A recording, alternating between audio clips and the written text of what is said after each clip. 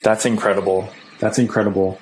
I have been talking to several other people on the podcast, all of them predominantly well known on TikTok. Um, the feedback I get from them is that they're more in favor of TikTok because they feel like they can be more genuine. They feel like they can be more candid, and that is celebrated on the platform. Without throwing too much shade, they're less into Instagram because it's more about showcasing something that may not be as genuine. There's a lot of people on there who are fabricating content on there to make it seem like they have a certain lifestyle. Do you agree with kind of that viewpoint? And then two, how does that make you feel, man? Like knowing that people are celebrating imperfection. And that's actually what's going to kind of propel people on TikTok. Yeah, I entirely agree with it. I've always called Instagram the sort of highlight reel of our lives. There's a reason why, like, I always joke to my friends that I gave up on the Instagram algorithm a long time ago, because everything that my posts are, even though I've been sharing my photography, sharing my films on Instagram for a very long time, everything my posts are go ideologically different to what you're told is going to be successful on the platform, because that's never been my art style. I don't use hashtags on Instagram. I don't use like any of that sort of platform stuff.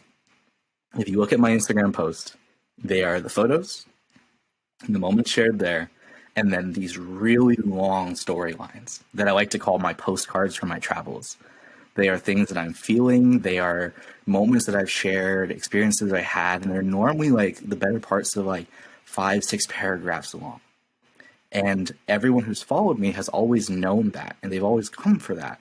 But it never has gotten past like 2,000 followers simply because of reasons like that. But I always knew to myself I wanted to share these stories, and I wanted to share them in my own way, whether it was quote unquote successful or not. And that's fine for me. TikTok has been incredible because absolutely the platform is built for people to be open and people to be organic and feel and raw and emotive, for people to have fun, for people to be honest. And the community, like I said, has supported that and has really advocated for stuff like that, which has been really cool because I think, like I said, social media is this double-edged sword. It is something that can connect us across the world, but then also put us in this giant feedback loop of likes and shares and comments and everything like that. I think TikTok is amazing because you're able to interact with so many people on a very different level than you do on Instagram.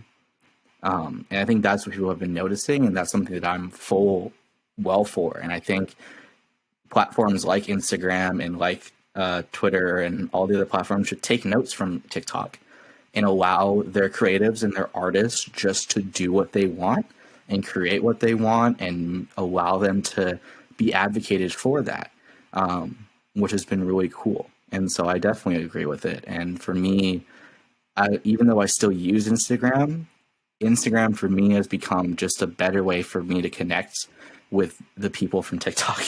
Realistically, I can update Instagram with stories and captions like that way more fluidly than I can on TikTok. So I point a lot of people over to the Instagram so that they're able to interact with me. I recently just got back from a trip to Missouri to see a family friend and work on an event. And I kind of kept up with Instagram the whole time that I was there, where I was sharing and posting what was going on when I was having coffee and things like that. So I use Instagram now really just as a tool of connecting the audience more than I do for a growth tool, which I think Instagram has advocated for people to try to use it for. And that's why you have this sort of super polished, super meticulous art style, everything like that people try to do on Instagram, versus TikTok can be way more raw. The way I can example it is my friends who are writers, we have a term that we say to each other whenever we perform spoken word poetry or share our art, which is show me the edges of your human. show me the fabric of yourself, basically. Which is, when we say show me the edges of your human, we mean show me the raw, the battered and bruised, show me every part of it.